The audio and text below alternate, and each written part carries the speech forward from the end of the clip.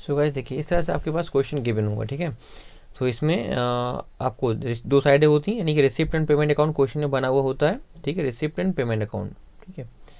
तो गाइस हम जानते हैं रिसिप्ट एंड पेमेंट अकाउंट में सारे ट्रांजेक्शन, यानी कि एक बिजनेस में होने वाले सारे ट्रांजेक्शन रिकॉर्ड कर लिए जाते हैं, हम लोगों ने पहले क्लास में सीखा था। लेकिन इसमें यानी कि सारे ट्रांजेक्शन का मतलब होता है, हमारे बिजनेस में दो ही तरह के ट्रांजेक्शन होते हैं, रेवेन्यू ट्रांजेक्शन और कैपिटल ट्रांजेक्शन, रेवेन्यू और कैपिटल। लेकिन हम जानते हैं गाइस कि आपके इनकम एंड एक्सपेंडिचर अकाउंट में, इनकम एंड एक्सपेंडिचर अकाउंट सिर्फ आपके पीएल अकाउंट की तरह ही होता है, जो कि हम लोगों ने लास्ट ईयर में फाइनेंशियल स्टेटमेंट के चैप्टर में सीखा था 11th क्लास में। बिल्कुल एग्जैक्ट वैसे ही है, टू साइड पर सारे एक्सपेंसेस आते हैं और बाई साइड पर सारी इनकम्स आती हैं, ठीक है। बस फ़र्क है लिखने का कि वहाँ पर पीएल अकाउंट के नाम से बनाते थे, यहाँ पर हम लोग जो है इसको इनकम एंड एक्सपेंडिचर अकाउंट के नाम से बनाएंगे। अब यानी कि आपका रिसीप्ट एंड पेमेंट अकाउंट जो क्वेश्चन में गिवन होता है, इसमें हमें बस सिर्फ इतना करना, हम उन एक्सपेंसेस को आइडेंटिफाई करना है जो कि रेवेन्यू है। जो भी आपके रेवेन्यू एक्सपेंसेस या रेवेन्यू इनकम होंगी उनको ही हम इनकम एंड एक्सपेंडिचर अकाउंट के अंदर दिखाएंगे, और जो आपके कैपिटल एक्सपेंसेस या कैपिटल रेवेन्यू होंगी उनको हम बैलेंस शीट के अंदर दिखाते हैं, जो कि हम लोग अगले मतलब सेशन में करेंगे, अगले पार्ट में करेंगे। आज की क्लास में हम लोगों को इनकम एंड एक्सपेंडिचर अकाउंट करना है, तो इसके लिए हम क्या करेंगे, हमें सिर्फ रेवेन्यू एक्सपेंसेस और रेवेन्यू इनकम को ढूंढना है इसमें से। बस जो भी आपका रेवेन्यू का मतलब होता है, जिन बच्चों को नहीं पता उनको मैं बता दूं, हालांकि सबने 11th में पढ़ा ही होगा। रेवेन्यू ट्रांजेक्शन का मतलब होता है वो सारे ट्रांजेक्शन जो कि आपके नॉर्मल बिजनेस ऑपरेशन से जुड़े हुए होते हैं, मतलब नॉर्मल वो सारी इनकम जो आपके बिजनेस से हुई हो उनको हम रेवेन्यू इनकम बोलेंगे। और वो सारे कह सकते हो खर्चे जो कि आपने बिजनेस में प्रॉफिट अर्न करने के लिए किए हो, फॉर एग्जांपल किसी को सैलरी दी हो, ठीक है, बेजिस सैलरी, अपने कुछ मटेरियल परचेज किया हो, तो ये सारे खर्चे कौन से हैं, ये सारे ऐसे खर्चे हैं जिनकी फॉर एग्जांपल जिनकी हेल्प से हम लोग जो बिजनेस में प्रॉफिट अर्न करते हैं। या बिल्कुल और आसान भाषा में सम अप करके करना चाहूँ तो इसमें से हम सिर्फ आपको जितनी भी फॉर एग्जांपल रिसिप्ट दिख रही हैं, कैपिटल रिसिप्ट मतलब कोई भी ऐसी इनकम जो कि आपने एसेट वगैरह को बेच कर ली हुई हो, तो उनको हम बोलते हैं कैपिटल रिसिप्ट, तो उसको हम छोड़ देंगे, बाकी सब उठा ले जाएंगे, ठीक है। तो चलिए, और यहाँ पर आपके पेमेंट साइड पर अगर हम बात करें, पेमेंट साइड पर हम सिर्फ उन्हीं एक्सपेंसेस को उठाएंगे जो कि हमने अपने नॉर्मल बिजनेस के ऑपरेशन में खर्चा किए हैं। आसान भाषा में कहा जाए, अगर आपने कोई एसेट वगैरह परचेज की है, ठीक है, तो उसको हम नहीं दिखाएंगे, ठीक है। सिंपल से उन्हीं छोटे मोटे खर्चों को हम दिखाएंगे जो कि आपने बिजनेस के ऑपरेशन में किए हैं। चलिए, सो गाइस इतना तो ये कॉन्सेप्ट है आपको हम कि हमें क्या क्या दिखाना होता है। अब बात कर लेते हैं इसमें से हम कि इसको हम करते कैसे हैं, ठीक है, इस क्वेश्चन को हम लोग अटैम्प्ट कैसे करेंगे। तो सबसे पहले गाइस हमें एडजस्टमेंट पढ़नी होती है, नीचे हम एडजस्टमेंट पढ़ेंगे और जिस किसी आइटम से रिलेटेड हमें एडजस्टमेंट गिवन है हम ऊपर टेबल में जाकर उस पर एक टिक लगा देते हैं, ठीक है। चलिए तो पढ़ते हैं। डोनेशन ऑफ ₹10,000, डोनेशन 10,000 की मिली है। रिसीव्ड फॉर बिल्डिंग फंड, आपको ये बिल्डिंग फंड के लिए किसी ने डोनेशन दी थी। Was wrongly included in the subscription account, लेकिन आपने क्या किया, गलती से उसको सब्सक्रिप्शन में जोड़ लिया। तो भाई सब्सक्रिप्शन एक इनकम वाला आइटम होता है, आपको क्या किया, किसी ने बिल्डिंग बनाने के लिए आपको किसी ने डोनेशन दी, लेकिन आपने गलती से उसको सब्सक्रिप्शन में जोड़ लिया। तो हम सब्सक्रिप्शन पर एक टिक लगा देते हैं अभी, जिससे कि हमें जब हम क्वेश्चन को सॉल्व करेंगे तो हमें याद आ जाएगा इस टिक को देखकर कि इस पर हमें एक एडजस्टमेंट करनी है। तो अब क्या करेंगे, हम जब क्वेश्चन को सॉल्व करने जाएंगे तो इनकम साइड पर कितने रुपए का सब्सक्रिप्शन दिखाएंगे, जो भी आपकी अमाउंट गिवन है उसमें से हम 10,000 माइनस कर देंगे, सिंपल ऐसा समझो। हालांकि ये चीज़ें तो भी हम लोग आगे जब क्वेश्चन करेंगे तो उसमें समझेंगे। अभी फिलहाल सिर्फ इतना समझना है कि सब्सक्रिप्शन पर एक एडजस्टमेंट थी और हमने उस पर एक टिक लगा दिया। आगे बढ़ जाओ। आगे बोला है a bill of medicine purchase during the year amounted to ₹12,800, मतलब आपने मेडिसिन परचेज की होंगी करंट ईयर में, जिसमें से आपका 12,800 आउटस्टैंडिंग रह गया है। तो सिंपल सा भी ज़्यादा कुछ सोचो मत, इतना समझो कि आपके मेडिसिन पर एक एडजस्टमेंट है। और गाइस मेडिसिन हम ड्रग्स को ही बोलते हैं, चीज़ याद रखना। तो यहाँ पर ड्रग्स गिवन है, मतलब इस पर एक एडजस्टमेंट है, हमने टिक लगाया और आगे बढ़ जाएंगे। आगे क्या बोल रहा है, आगे आपको दे रखा है government grant is not for a specific purpose, not for a specific, इसको समझो ध्यान से। देखिए गाइस ध्यान रखना, ग्रांट आपके दो तरह के हो सकते हैं। ग्रांट आपको या तो स्पेसिफिक पर्पस के लिए गिवन होगा, अगर स्पेसिफिक पर्पस के लिए गिवन है, या आपका हो सकता है नॉर्मल, ठीक है, कुछ भी उसने मेंशन नहीं किया होगा, बोल सकते हैं नथिंग, कुछ भी मेंशन नहीं किया होगा।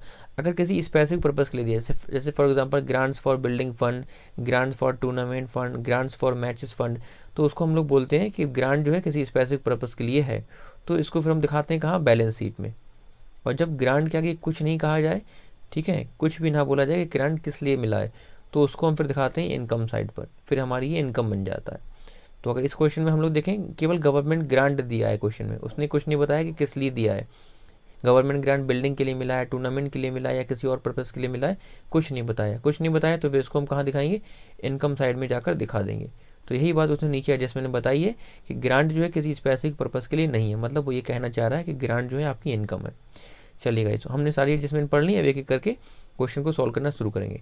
गाइस मैं आप लोगों ने आई थिंक मेरे बोलने से पहले ही अब तक क्वेश्चन को नोट डाउन तो कर लिया होगा, ठीक है। जिन्होंने नहीं किया है वो रिकमेंड जल्दी से या तो स्क्रीनशॉट ले लो, या क्वेश्चन 2 मिनट लगेगा मुश्किल से, आप वीडियो को पॉज करके क्वेश्चन को नोट डाउन कर लो, जिससे कि आपके पास फ्यूचर में जब क्वेश्चन होगा तो आपको रिवीजन करने में काफ़ी हेल्प मिलेगी।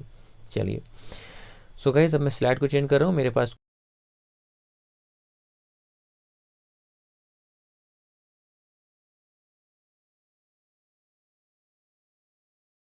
क्वेश्चन है, मैं अपनी बुक में क्वेश्चन देखूंगा और आप लोग अपने अपने जो है नोट्स में जहाँ आपने इसको नोट किया क्वेश्चन को वहाँ देखेंगे।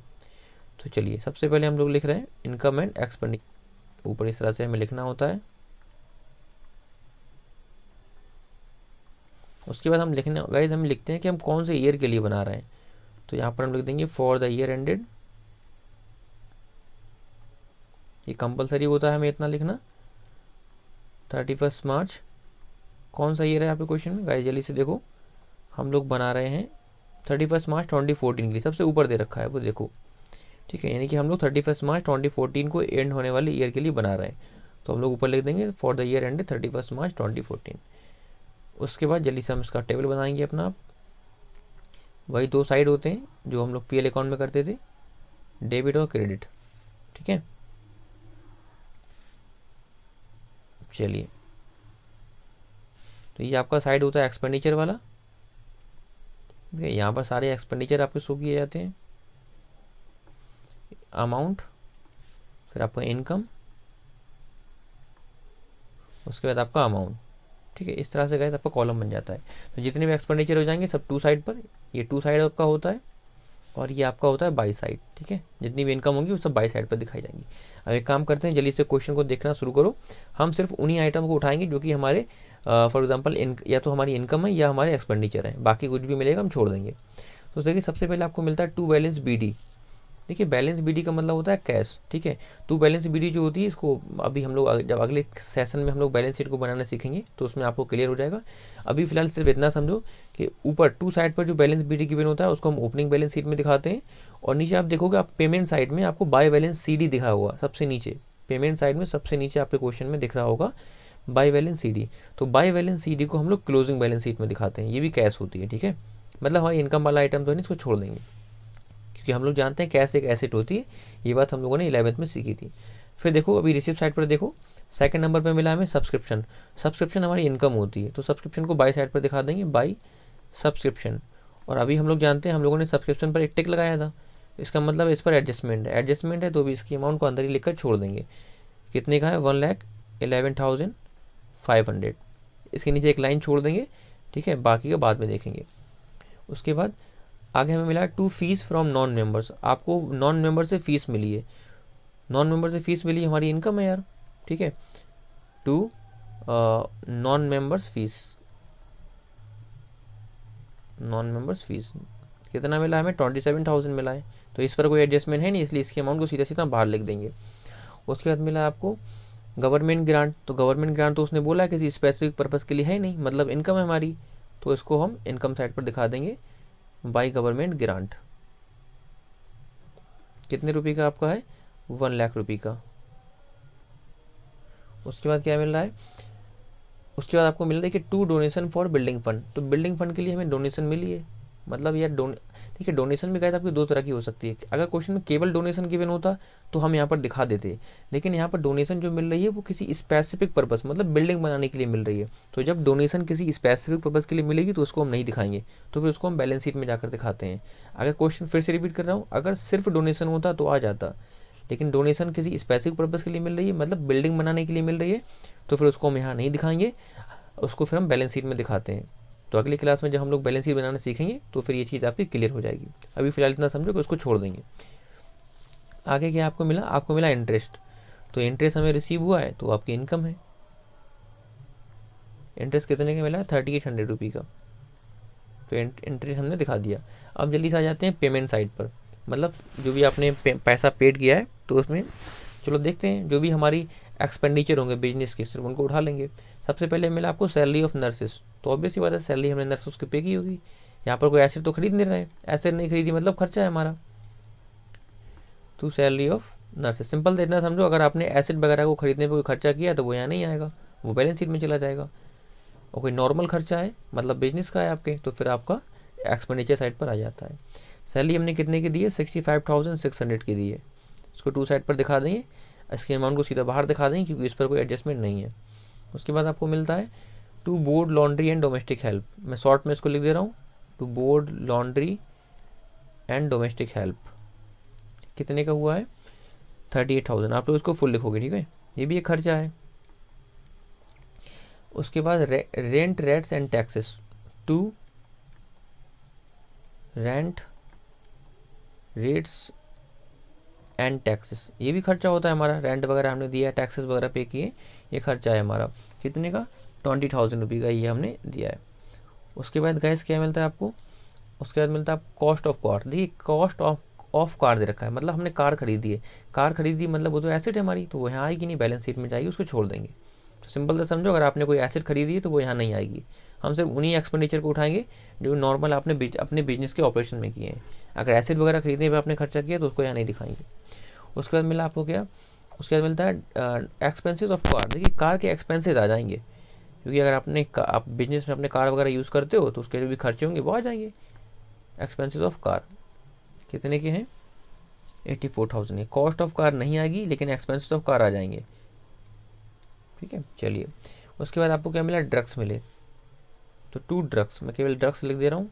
और ड्रग्स पर हम लोगों ने भी एक टिक लगाया था, मतलब इस पर एडजस्टमेंट है तो इसलिए इसके अमाउंट को अंदर ही लिखेंगे। कितने का, 67,000 एडजस्टमेंट है, इसलिए इसकी अमाउंट भी अंदर लिख के छोड़ देंगे। अब पोस्टिंग सारी हो गई है, एक काम करते हैं जल्दी से एडजस्टमेंट की ओर बढ़ेंगे। अब एडजस्टमेंट को 1 बाय 1 पढ़ेंगे और जिस चीज़ पर एडजस्टमेंट है उसको हम वहाँ पर जाकर एडजस्ट कर देंगे। तो सबसे पहले देखिए हम लोगों ने पढ़ा है कि डोनेशन के 10,000 रुपये मिले हैं जो कि बिल्डिंग फंड के लिए मिले, तो हम लोगों ने गलती से सब्सक्रिप्शन में ऐड कर दिए हैं। तो गलती से सब्सक्रिप्शन में ऐड कर दिए, हम क्या करेंगे, माइनस कर देंगे। यहाँ पर करेंगे minus donation for building fund. कितने का है, 10,000 का। तो 10,000 यहाँ से माइनस करके जो अमाउंट बचेगी उसको हम बाहर अपनी इनकम साइड में दिखा देंगे। 1,01,500 रुपये का हमने दिखा दिया। उसके बाद क्या मिला, उसके बाद आप कह रहा है आपने मेडिसिन वगैरह परचेज़ की थी, उसके 12,800 रुपये आउटस्टैंडिंग है। लाइन आप लोगों ने पढ़ ली होगी। तो आउटस्टैंडिंग है मतलब खर्चा हमारा देना बाकी है। तो आउटस्टैंडिंग हम लोगों ने 11th में सीखा था कि आउटस्टैंडिंग खर्चे ऐड किए जाते हैं, ठीक है। कोई खर्चा अगर आउटस्टैंडिंग है तो वो ऐड किया जाता है, अगर इनकम आउटस्टैंडिंग है तो वो भी ऐड की जाएगी इनकम साइड पर। खर्चा आउटस्टैंडिंग है तो वो एक्सपेंडिचर साइड पर ऐड किया जाएगा हमारा, ठीक है। चलो इन दोनों को ऐड करो, कितना आ जाएगा आपका, 79,800। अब सारी पोस्टिंग हो गई गाइस। अब हमें क्या करना होता है, अब सिंपल था हम 2 और y दोनों साइड का सम करते हैं अलग से रफ में, ठीक है। उसके बाद हम बैलेंस निकालेंगे। तो दोनों साइड का सम करो, कितना क्या आ रहा है। देखिए गाइस इधर का हम सम करेंगे, अपने 2 साइड का हमारा आएगा 2,87,400। ऐसा आप लोग अपना रफ में करके देख लीजिए। देखिए बाई साइड का आपका सम आ रहा है 2,32,300। तो देखिए ज़्यादा कौन सा दोनों में, 2 साइड का ज़्यादा है, तो जो दोनों में ज़्यादा होगा उसको हम लिख देंगे 2,87,400, ठीक है। तो सिंपल से हम कह सकते हैं जिधर का टोटल कम आया है बैलेंस भी उधर निकलेगा। तो बैलेंस किधर निकलेगा, बैलेंस हमारा बाई साइड पर निकलेगा यहाँ पर, ठीक है।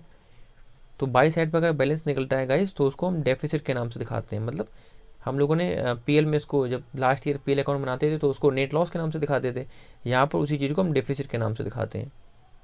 तो दिखा देंगे बाई डेफिसिट। कितने की आई है, तो इन दोनों का डिफरेंस निकाल लो, ठीक है। 287,400 में से हम 232,300 को माइनस करेंगे तो आपको मिल जाएगा 55,100। तो हम इस तरह से कह सकते हैं कि हमें जो करंट ईयर में ऑर्गेनाइजेशन है उसको 55,100 की लॉस हुई है। इसके नीचे बैलेंसिंग फिगर भी इस तरह से हम दिखा सकते हैं जिससे कि ये हाईलाइट होता है कि आपने आंसर यहाँ पे फाइंड आउट किया है। सो गाइस इस तरह से हम लोग जो है क्वेश्चन को fund income and expenditure account बनाते हैं, बहुत ईजी सा है, ठीक है। सो आई होप आप लोगों को क्लियर हुआ होगा। अगले क्वेश्चन में हम लोग अगली क्लास में जो है हम लोग इनकम एंड एक्सपेंडिचर अकाउंट के पूरे कंप्लीट क्वेश्चन को करेंगे, जिसमें कि आपका opening balance sheet, closing balance sheet भी हम लोग बनाएंगे, ठीक है। काफ़ी अगली क्लास थोड़ी सी लंबी हो सकती है, लेकिन क्योंकि काफ़ी इंपॉर्टेंट होगी वो, क्योंकि उसमें हम लोग जो है कंप्लीट कॉन्सेप्ट को डिस्कस करेंगे, जिसमें सारे अकाउंट एक साथ बनते हैं, opening balance sheet, income expenditure account और आपकी closing balance sheet. So I would recommend guys कि प्लीज़ इंश्योर करिए कि आप जो है इसका इस सेशन का पार्ट 7 जरूर देखें, क्योंकि वो आपके लिए बहुत ज़्यादा इंपॉर्टेंट होगा, ठीक है। तो that's all for the day guys, मिलते हैं अगले सेशन में। हाँ, जाने से पहले जल्दी से एक बात बोलूँगा, जिन लोगों ने अब तक चैनल को वीडियो को लाइक नहीं किया, जल्दी से लाइक कर दो यार। और हाँ, अगर आपने चैनल को सब्सक्राइब नहीं किया तो जल्दी से सब्सक्राइब करो यार। हम लोग को सब्सक्राइब काउंट जो है रुक सा गया है पिछले काफ़ी दिनों से, मैं देख रहा हूँ, तो जल्दी से चैनल को सब्सक्राइब कर दीजिए, ठीक है, जिससे कि आने वाली सभी लेक्चर्स की अपडेट आपको मिलती रहे। और हाँ, जाते जाते जो है इस लेक्चर को एटलीस्ट अपने एक फ्रेंड के साथ शेयर करना ना भूलें। अगर आपको लगता है मैं आपकी हेल्प कर पाया हूँ तो प्लीज़ आप भी मेरी हेल्प कर सकते हैं इस लेक्चर को एटलीस्ट अपने एक फ्रेंड के बीच में शेयर करके, ठीक है। So that's all for the day guys, मिलते हैं अगले सेशन में। Till then take care, bye bye, thank you, thanks all of you guys for watching us.